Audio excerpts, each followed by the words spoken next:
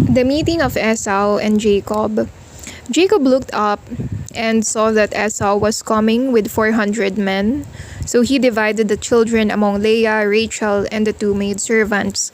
He then put the maidservants in front with their children, then Leah with her children, and Rachel and Joseph last of all. He himself went on before them and bowed to the ground 7 times until he named, or not he named, rather he came near his brother.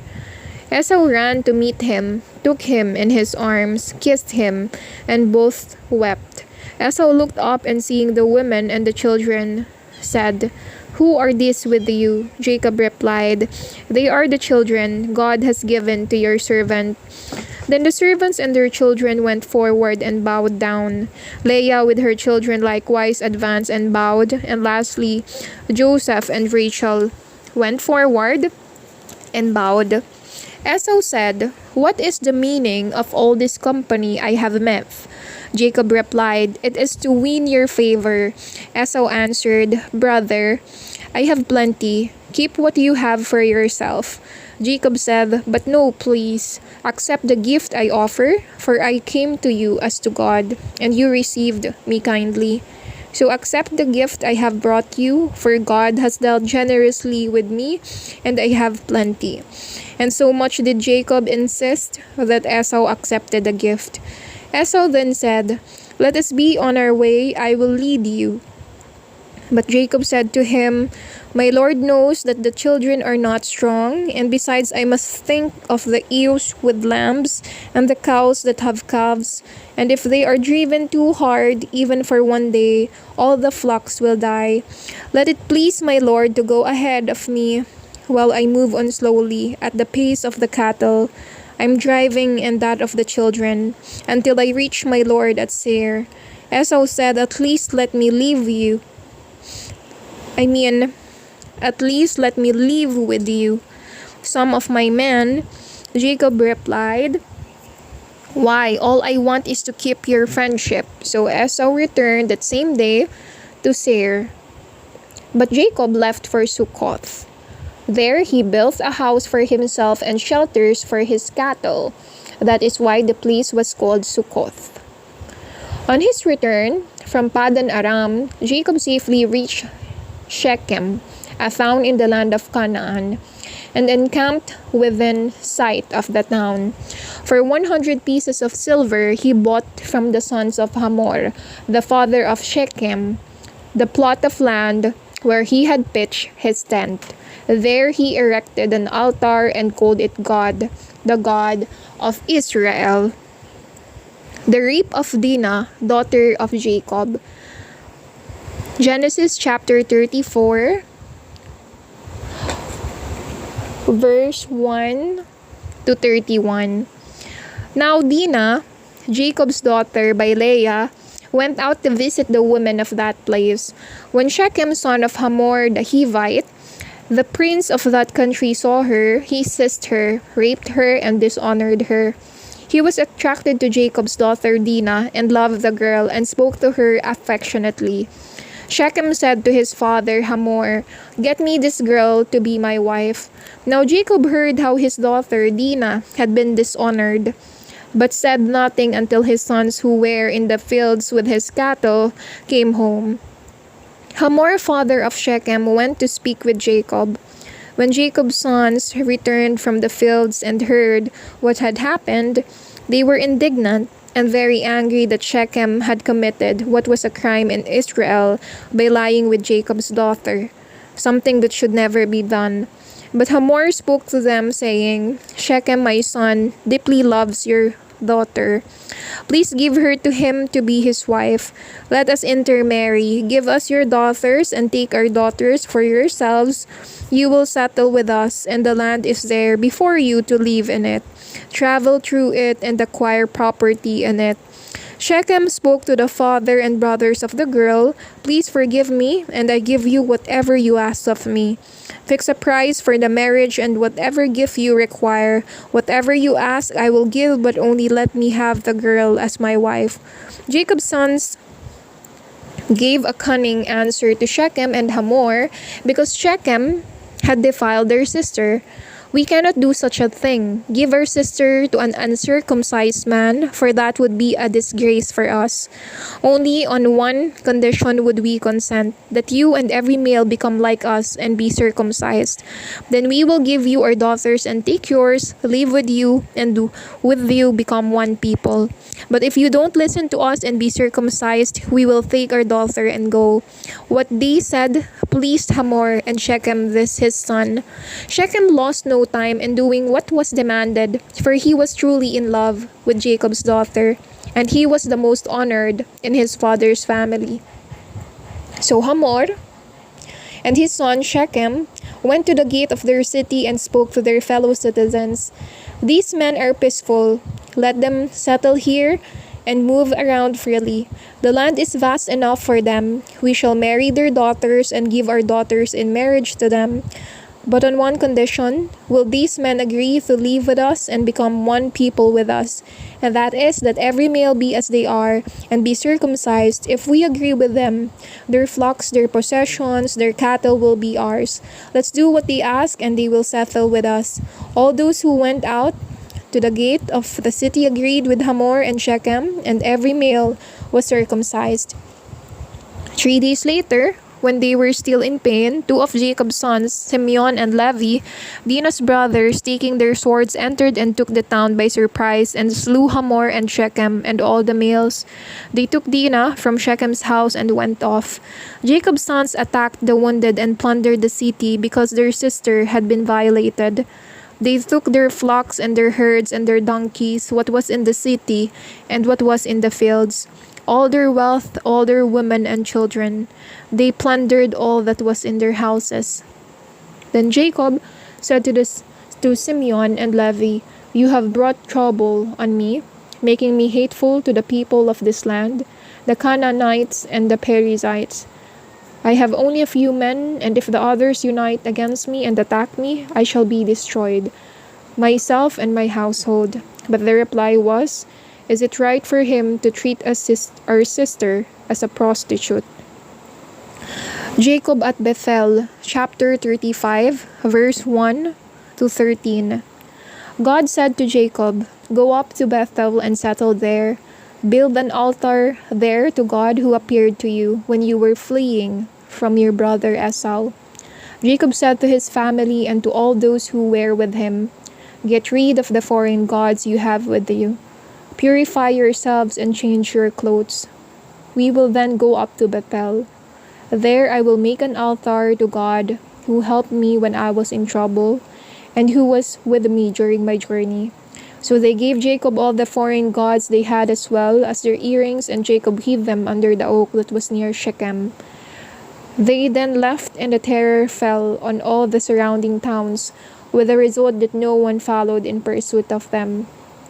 When Jacob and all those with him came to Luz in Canaan, which is Bethel, he built an altar there and called the place El Bethel, because it was there that God had shown himself to him when he was fleeing from his brother.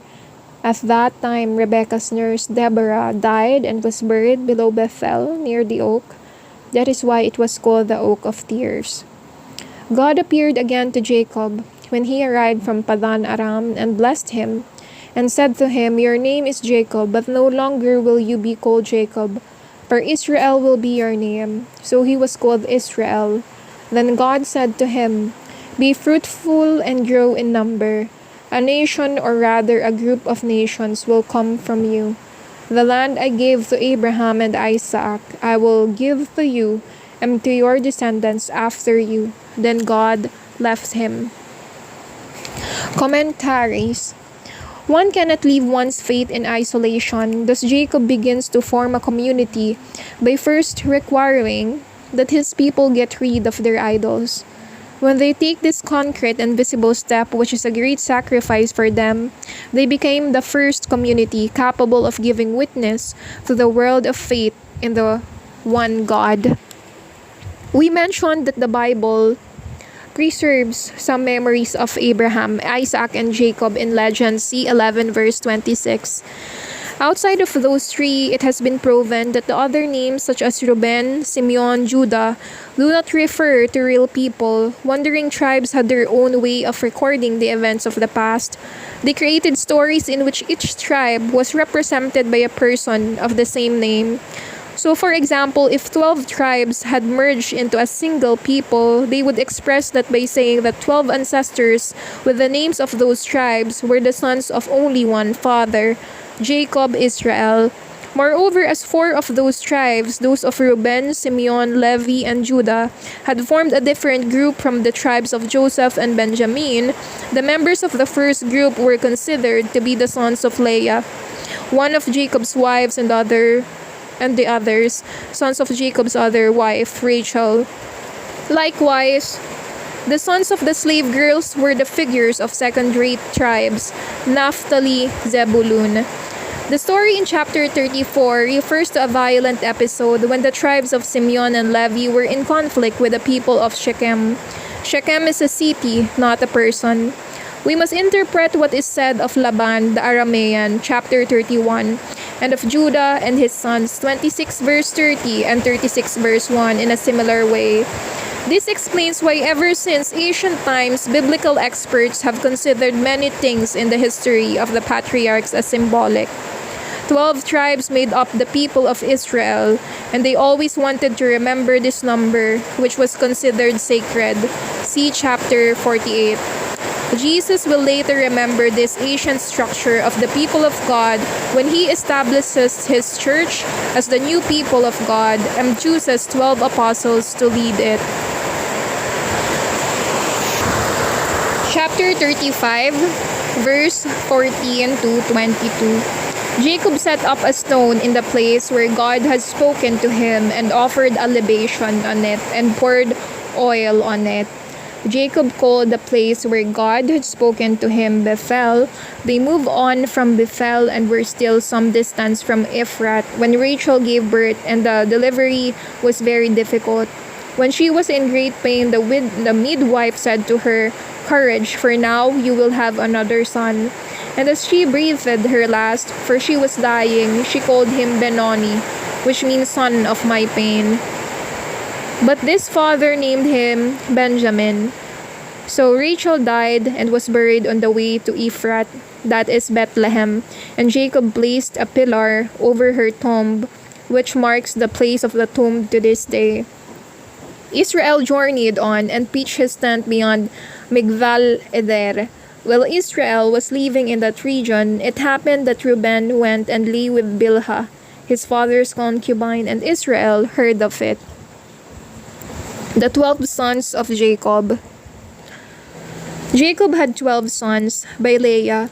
Reuben, Jacob's eldest son, then Simeon, Levi, Judah, Issachar, and Zebulun. The sons by Rachel, Joseph, and Benjamin. The sons by Bilhah, Rachel's slave girl, Dan and Naphtali. The sons by Zilpah, Leah's slave girl, Gad and Asher. These were the sons born to Jacob in Padan Aram.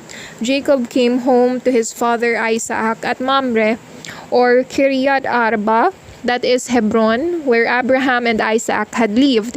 After living 180 years, Isaac breathed his last and was gathered to his people at a good old age. His sons Esau and Jacob buried him.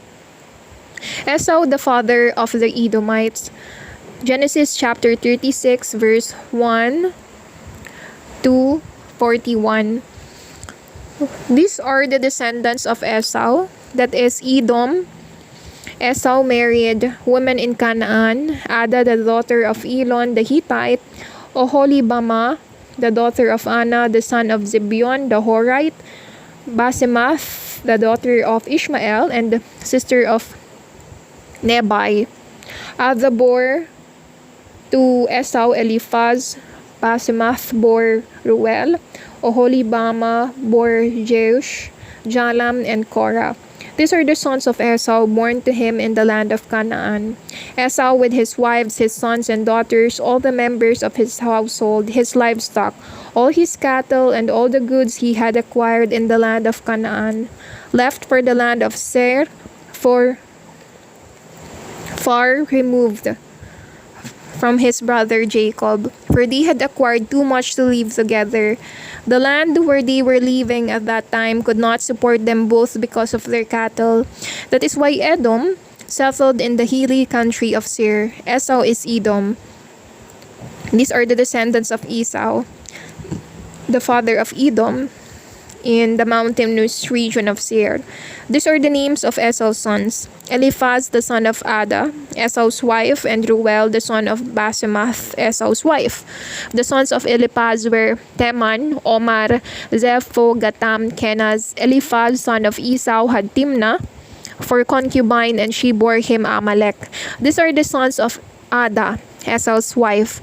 These are the sons of Ruel, Nahat, Zerah, Shama, Miza. These are the sons of Basemath, Esau's wife. These are the sons of Esau's wife, Oholibama, daughter of Anna, son of Zibeon. She bore him Jeush, Jalam, and Korah. These are the chiefs of the sons of Esau. The sons of Eliphaz, firstborn of Esau: Chief Teman, Chief Omar, Chief Zepho, Chief Kenaz, Chief Gatam, Chief Amalek. These are the chiefs of Eliphaz in the land of Edom. These are the sons of Ada, and these are the sons of Ruel, son of Esau: Nahat, Zerah, Shama, Miza. These are the chiefs of Ruel in the land of Edom. These are the sons of Basemath, Esau's wife. And these are the sons of Oholibama, Esau's wife: Chief Jeush, Jalam, Korah. These are the chiefs of Esau's wife, Oholibama, daughter of Anna. These are the sons of Esau. This is Edom, and these are their chiefs. These are the sons of Seir, the Horite, inhabitants of the land: Lotan, Shobal, Zimeon, Anna, Dishon, Ezer, Dishan. These are the chiefs of the Horites, the sons of Seir in the land of Edom. The sons of Lotan were Hori and Heman, and Lotan's sister was Timnah. These are the sons of Shobal: Alvan, Manahat, Ebal, Shepo, Onam. These are the sons of Zibeon: Aya, Anna, the Anna who found the hot springs in the wilderness as he pastured the donkeys of his father Zibeon. These are the children of Anna: Dishon, Oholibama, daughter of Anna. These are the sons of Dishon: Hemdan, Eshban, Ithran, Cheran. These are the sons of Ezer: Bilhan, Zaavan, Akan. These are the sons of Dishan: Uz, and Aran. These are the chiefs of the Horites: Chief Lotan, Chief Shobal, Chief Zibeon, Chief Anna, Chief Dishon, Chief Ezer, Chief Dishan. These are the chiefs of the Horites according to their clans in the land of Seir. These are the kings who reigned in the land of Edom before an Israelite king reigned. In Edom this reigned Bela son of Beor. His city was called Dinhaba. Bela died, and Jobab son of Zerah from Bozrah succeeded him as king. Jobab died, and Husham of the land of the Temanites succeeded. Husham died, and Hadad son of Bedad succeeded. He defeated the Midianites in the country of Moab, and his city was called Avit. Hadad died, and Samlah of Masreka succeeded. Samlah died, and Shaul of Rehoboth Hanahar succeeded. Shaul died, and Baal-Hanan son of Akbor succeeded. Baal-Hanan died, and Hadad succeeded. His city was called Paul. His wife's name was Mehetabel, daughter of Mathred from Mezahab. These are the names of the chiefs of Esau, according to their clans and localities by name: Chiefs Timnah, Alva, Jethet, Oholibama, Ela, Pinon, Kenaz, Teman, Mibzar, Magdiel, Eram. These are the chiefs of Edom according to their families and residents in the land that was theirs. This is Esau, father of Edom. Third part, the story of Joseph. Genesis chapter 37, verse 1 to 11.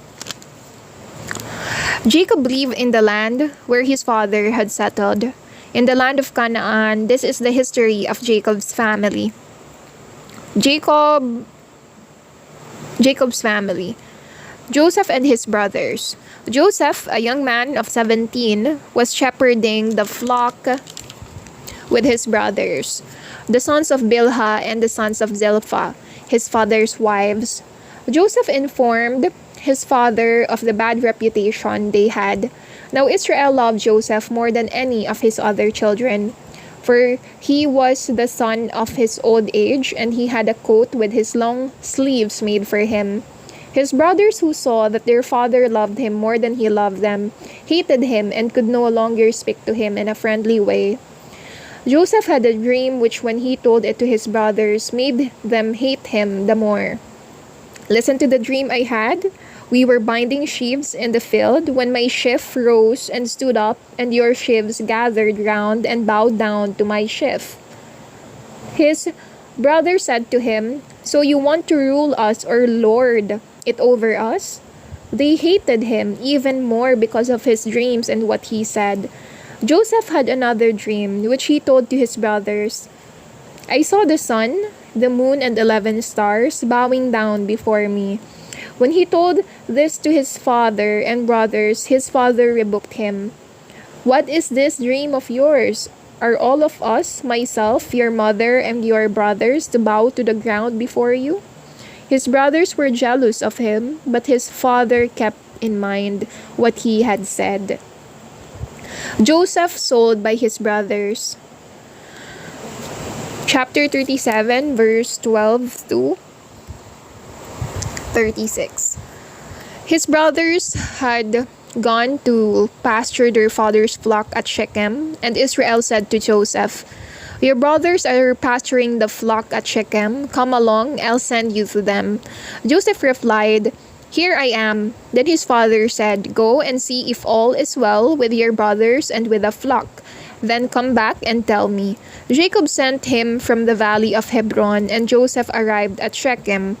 A man met him as he was wandering through the countryside and said to him, "What are you looking for?" He replied, "I'm looking for my brothers. Please tell me where they are pasturing the flock." The man said, "They have gone from here, for I heard them say, 'Let's go to Dothan.'" So Joseph went off after his brothers and found them at Dothan. They saw him in the distance, and before he reached them, they plotted to kill him. They said to one another, "Here comes the specialist in dreams. Now's the time. Let's kill him and throw him into a well.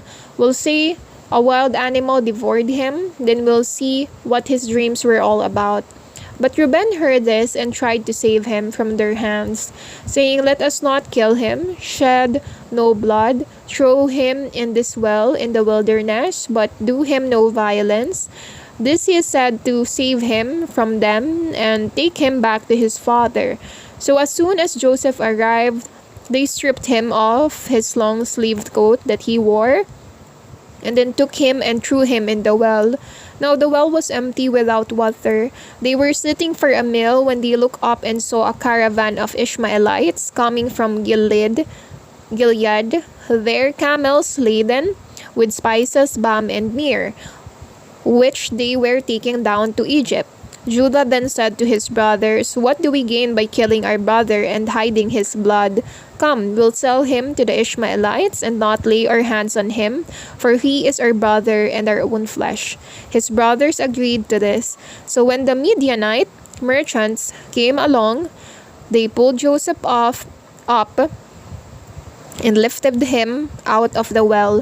For 20 pieces of silver, they sold Joseph to the Midianites, who took him with them to Egypt. When Reuben went back to the well, Joseph was no longer there. He tore his clothes and returned to his brothers and said, "The boy has disappeared, and what am I to do?" They then took Joseph's coat, killed a goat, and dipped the coat in its blood. They sent the long-sleeved coat and had it taken to their father, saying, "This we have found. See if it is your son's coat or not." He recognized it and said, "It is my son's coat. Joseph has been attacked by a wild animal and torn to pieces."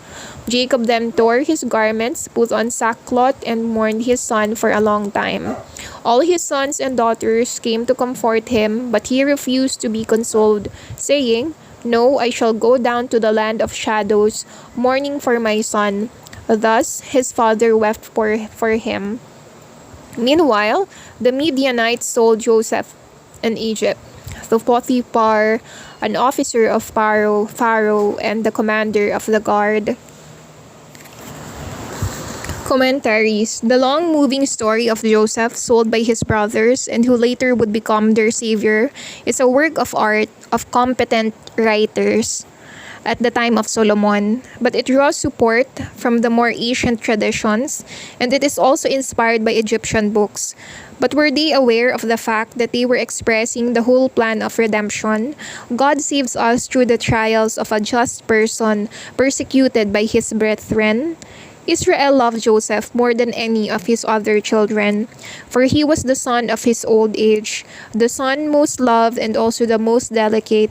Among his crude and unscrupulous brothers, Joseph shows nobility. From his youth, this child of shepherds reveals that a great future awaits him. Two of the 12 tribes stood out, the tribe of Judah and that of Joseph.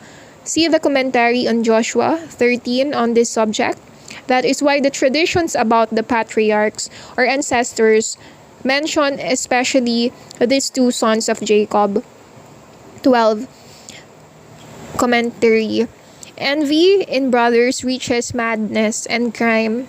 God lets the brothers follow opposite paths.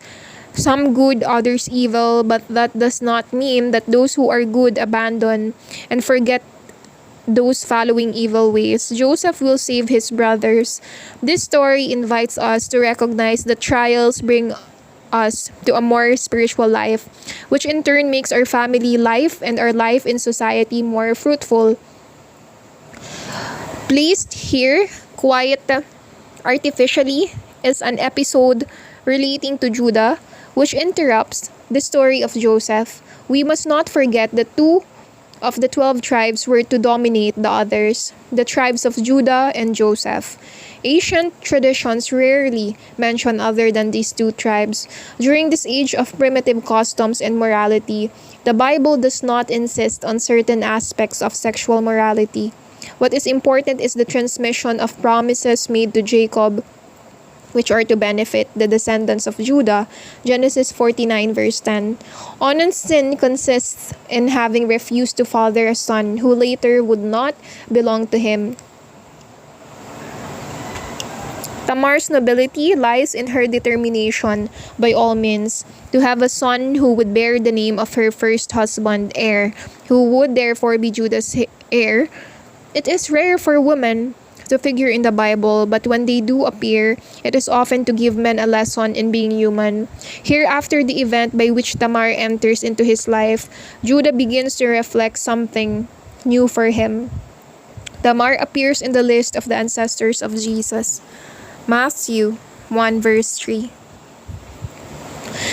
The story of Judah and Tamar, chapter 38, verse 1 to 30. It happened at this time that Judah left his brothers and went to stay with an Adulamite by the name of Hira. There Judah saw the daughter of a Canaanite called Shua. He married her and she gave birth to a son whom he called Er. She had another child and called him Onan, and then she had a third child whom she called Shelah. She was at Chezib when she gave birth to him. Judah got a wife for his firstborn son. Her name was Tamar. But Judah's firstborn, was wicked in Yahweh's sight, and the Lord took his life. Then Judah said to Onan, "Lie with your brother's widow and fulfill the duties of a brother-in-law. The child to be born will be the heir of your brother."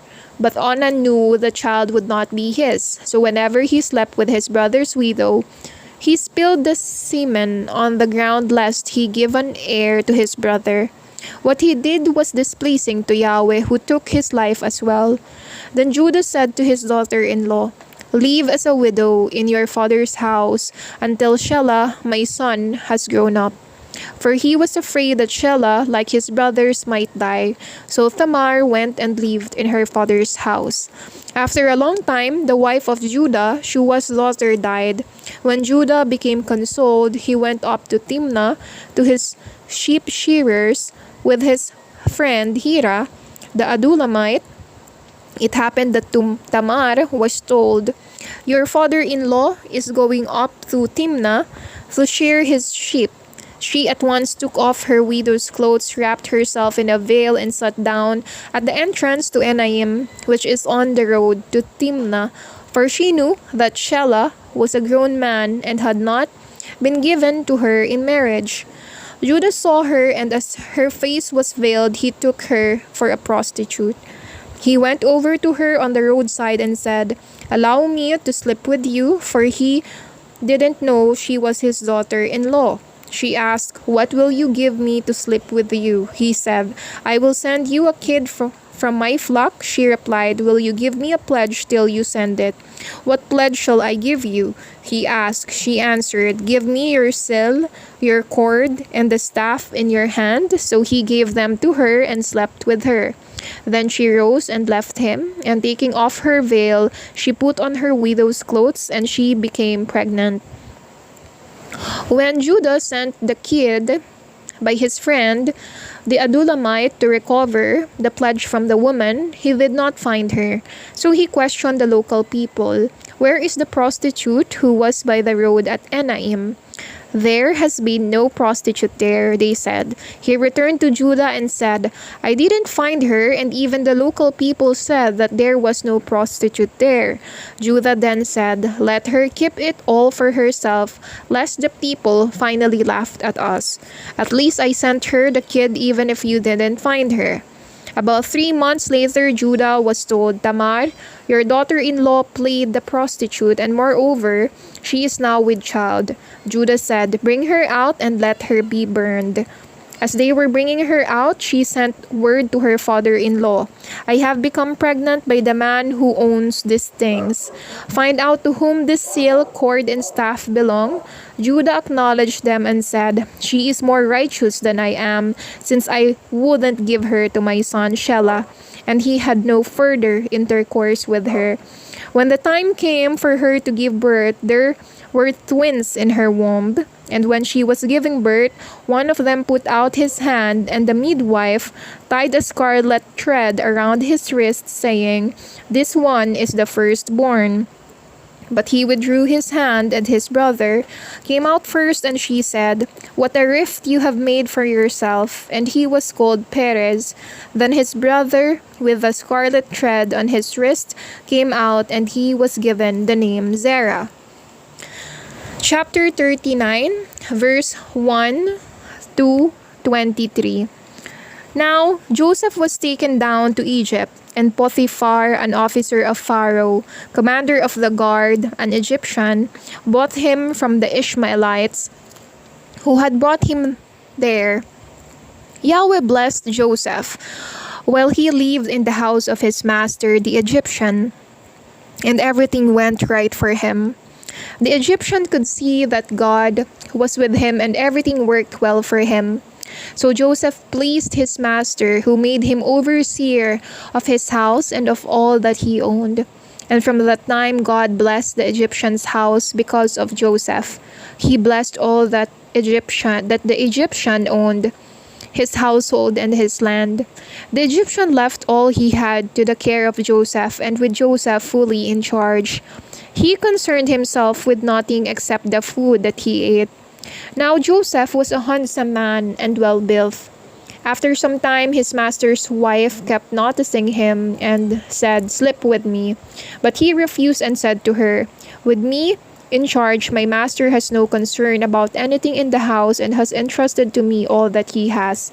He is no more master in this house than I am, and he refuses me nothing except yourself.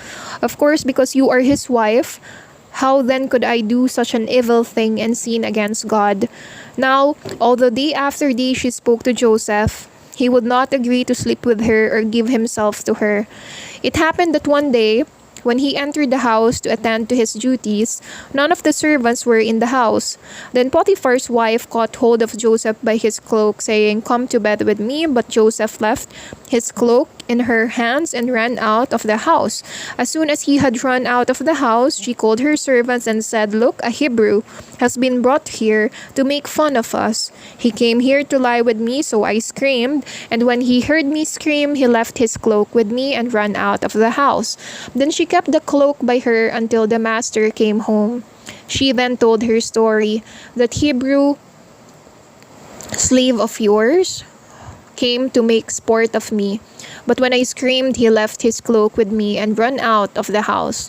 When his master heard what his wife told him, "This is how your servant treated me," he blazed with anger. He took Joseph and put him in the royal prison where the king's prisoners were kept. But while Joseph was in prison, Yahweh was with him and showed him kindness, so that he was well liked by the warden of the prison. The warden put him in charge of all the prisoners and made him responsible for all that was done there. The warden did not interfere with anything that was under Joseph's care, because Yahweh was with him and gave him successes in everything he did. Commentaries. After his misfortune, Joseph behaves as a model of honesty, faithfulness, and perseverance. In the Bible, he is the first of the humiliated, just ones who look to God for their reward. In the Bible, there were many liberators and saviors before the coming of the Son of God, the Savior. They were all tested before succeeding, and many were despised by their people. The story about Joseph and Potiphar's wife is a lesson in genuine manliness. The Bible views faithfulness and respect for marriage as one of the virtues of authentic persons.